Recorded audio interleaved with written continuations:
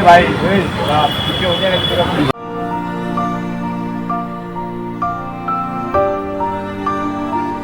सरकार की ये पूरी तरह से विफलता नजर आ रही है, चाहे वो पलायन को रोकने में विफलता हो, प्रवासी मजदूर की लगातार मृत्यु होने पर उसकी विफलता हो, और उनके परिवार को मुआवजा दिलाने में उनकी विफलता अक्सर देखी जा रही है।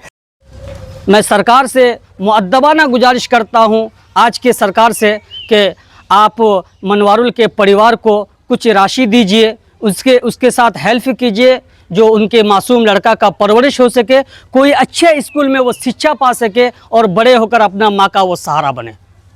कटिहार जिले के बारसोई प्रखंड के सिराजमुनी गांव में उस समय मातम छा गया जब मोहम्मद मनवारुल का शव मुंबई से घर पहुंचा। बता दें, घर से मुंबई रोजगार करने गए मोहम्मद मनवारुल का बहुमंजिला बिल्डिंग से गिरने से दर्दनाक मौत हो गई थी। बताया जा रहा है कि मृतक मनवारुल रोजगार की तलाश में करीब 1 महीने पहले ही मुंबई गया था, जहां वह एक निर्माणाधीन 10 मंजिला इमारत में मजदूरी कर रहा था। काम के दौरान अचानक संतुलन बिगड़ने से मनवारुल ऊंचाई से नीचे गिर गया। हादसा इतना भयावह था कि मौके पर ही वह गंभीर रूप से घायल हो गया। उसके बाद साथ काम कर रहे मजदूर उसे तुरंत एक निजी अस्पताल लेकर पहुंचे, लेकिन डॉक्टरों ने जांच के बाद उसे मृत घोषित कर दिया। मनवारुल की शादी महज 2 साल पहले ही हुई थी और उसके परिवार में पत्नी के अलावा 1 साल का मासूम बेटा भी है। स्थानीय जनप्रतिनिधियों ने सरकार से मांग की है कि पीड़ित परिवार को उचित मुआवजा दिया जाए और बाहर काम करने वाले मजदूरों की सुरक्षा के लिए ठोस कदम उठाए जाएं। ये घटना एक बार फिर मजदूरों की असुरक्षित जिंदगी को उजागर करती है, जहां रोजी रोटी की तलाश में घर से दूर जाना कभी कभी जानलेवा साबित हो जाता है। क्या कहेंगे, लगातार प्रवासी मजदूरों की मौत हो रही है? मैं तो यही कहना चाहूँगा कि बिहार का जो है पलायन सबसे बड़ा अभिशाप बन के चल रह गया है। यहाँ के मजदूरों को, बिहार के लोगों को अन्य प्रदेशों में जाके अपना रोजगार करना पड़ रहा है। कोई लेबरी का काम कर रहा है, कोई मिस्त्री का काम कर रहा है, अन्य काम करके गुजर बसर कर रहा है, क्योंकि बिहार में ना कोई इंडस्ट्री है, ना कोई फैक्ट्री है। सिर्फ ये चुनावी में जो भी सरकार आते हैं, चुनावी सिर्फ जुमला बनाते हैं कि हम बिहार के मजदूरों के लिए, प्रवासी मजदूरों के लिए कुछ कार्य करेंगे, लेकिन ऐसा नहीं हो पा रहा है।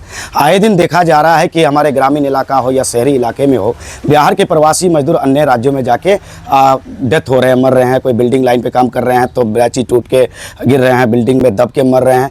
यानी ऐसा लग रहा है कि कूड़ा करकट बन गया बिहार के प्रवासी। लेकिन इसको लेकर सिर्फ राजनीतिक रोटियाँ सेकी जा रही है, सरकार बदलती जा रही है, सरकार की नियम में बदलती जा रही है। हमारे माननीय नीतीश कुमार जी जो भूतपूर्व मुख्यमंत्री बिहार सरकार थे, उन्होंने भी बहुत सारे वादे किए। अभी हमारे माननीय वर्तमान सम्राट चौधरी जी आए हैं, इनसे भी आशा उम्मीदें है कि प्रवासी मजदूरों के लिए और बिहार के पलायन को रोकने के लिए कोई विशेष कदम उठाएंगे। और सबसे ज़्यादा मैं ये चाहूँगा कि ये जो प्रवासी मजदूर के लिए उनका जो एक विशेष कार्ड होता है, जिससे उनके परिवार को किसी प्रकार का सहूलियत या कोई एक्सीडेंट हो जाए या ट्रेनों में जाते वक्त वो काम करते हो विदेशों में, अगर कोई वैसा हादसा हो जाए तो उनके लिए कोई मुआवजा की जो व्यवस्था हो, तो प्रवासी कार्ड बनने की जो एक प्रावधान है, लेकिन वो सरल नहीं है। यहाँ तक कि ब्लॉक प्रखंड किसी को पता भी नहीं है कि प्रवासी मजदूर का कार्ड आखिर बनता कैसे है। कोई प्रवासी जब डेथ कर जाते हैं, आकस्मिक मृत्यु हो जाती है किसी कारण से, तब उस समय सरकारी मुआवजे के लिए जाते हैं तो बोलता है कि प्रवासी कार्ड लाइए,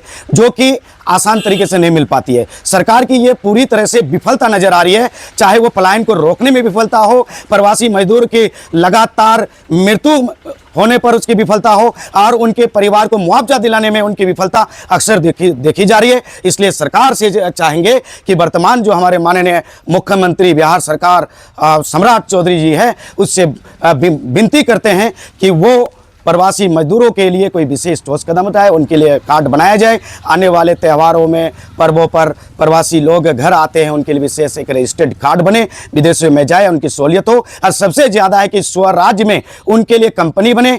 अगर उनका रोजगार अपने क्षेत्र में, अपने शहरों में होता, अगर वो बीमार पड़ जाए, किसी भी प्रकार का अगर अस्वस्थ हो जाए, तो उनका परिवार के लोग उनका सेवा दे सकते हैं। कोई ऐसी छोटी मोटी एक्सीडेंट हो जाए तो परिवार के लोग उनकी सेवा देकर उसको ठीक करा सकते हैं। लेकिन विदेश में होने के कारण, जहां लोगों का सिर्फ मार चलता है, अपने रोजगार के लिए कोई किसी का नहीं होता है, ऐसे जगह पर वो बीमार पड़ने पर उसकी मौत ही उनका एकमात्र रास्ता बन जाता है। बहुत तो ऐसे परिवार होते हैं जिनका परिवार का कोई व्यक्ति अगर शहर में मर जाते हैं तो परिवार उनको अपना घर में लाकर उसका अंतिम संस्कार नहीं करा पाते हैं, जो काफ़ी दुख की बात है। जी, आपके माध्यम से मैं ये बताना चाहता हूँ कि कल ही जो अनुज भाई कल ही जो सिराज मुनी का एक मनवारू लड़का जो मात्र 23 साल उसका उम्र था, अपने बीवी बच्चों को, बूढ़े माँ बाप को पालने के लिए बम्बई गया था और ख़बर आती है माँ बाप को, जो छाती पीट के रो रहा है और बता रहा है कि मेरा बेटा 10 मंजिला बिल्डिंग से गिर गया और इसकी मौत हो गई। उसे लाया गया। मैं सरकार से मुअद्दबाना गुजारिश करता हूँ, अपील करता हूँ कि सरकार तो हमारी चेंज होती है लेकिन काम में कोई, विकास में कोई नज़र नहीं मिल रही है। इसीलिए सरकार से कहना चाहता हूँ कि बिहार में अच्छी अच्छी कंपनियां दीजिए, इंडस्ट्री दीजिए, जो कंस्ट्रक्शन का खूब काम हो, बहुत सारी कंपनियां हो और हमारे बिहारवासी मजदूर यहाँ पर काम करें और दिल्ली बम्बई हमें ना जाना पड़े और हमारी डेड बॉडी गाड़ी में सड़ कर ना आवे। मैं सरकार से मुअद्दबाना गुजारिश करता हूँ आज के सरकार से कि आप मनवारुल के परिवार को कुछ राशि दीजिए, उसके साथ हेल्प कीजिए, जो उनके मासूम लड़का का परवरिश हो सके, कोई अच्छे स्कूल में वो शिक्षा पा सके और बड़े होकर अपना माँ का वो सहारा बने। आपकी आंखों की पूरी देखभाल के लिए बारसोई आबादपुर रोड स्थित अतीक आई केयर सेंटर में अत्याधुनिक मशीनों द्वारा आंखों की जांच, अनुभवी नेत्र चिकित्सक द्वारा मोतियाबिंद, ग्लूकोमा, रेटिना से जुड़ी बीमारी और बच्चों की आंखों की विशेष इलाज की सुविधा उपलब्ध है। इसके अलावा अतीक आई केयर सेंटर में ब्रांडेड चश्मा, कॉन्टैक्ट लेंस और स्टाइलिश फ्रेम्स भी उपलब्ध हैं, जिसका पता है बारसोई आबादपुर रोड, गैस गोदाम के नजदीक, रास चौक, बारसोई, कटिहार। अधिक जानकारी के लिए स्क्रीन पर दिए गए नंबर पर संपर्क करें। धन्यवाद।